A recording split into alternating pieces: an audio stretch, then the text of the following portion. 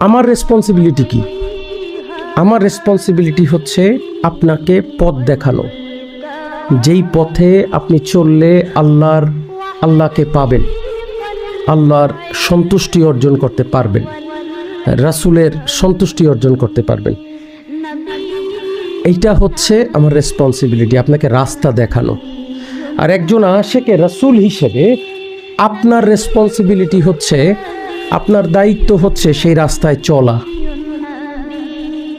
কি দায়িত্ব? সেই রাস্তায় চলা।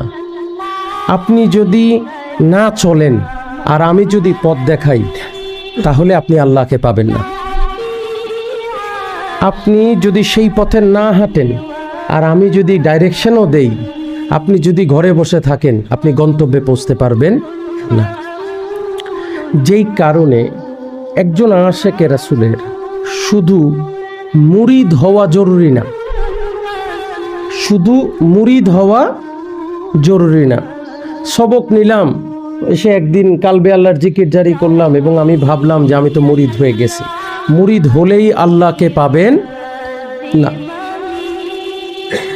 আল্লাহকে পেতে হলে তাকে ওলি আল্লাহর অনুসরণ করে তার দেখানো পথে নিজেকে পরিচালিত করতে হবে। বুঝাইতে পারলাম? হ্যাঁ।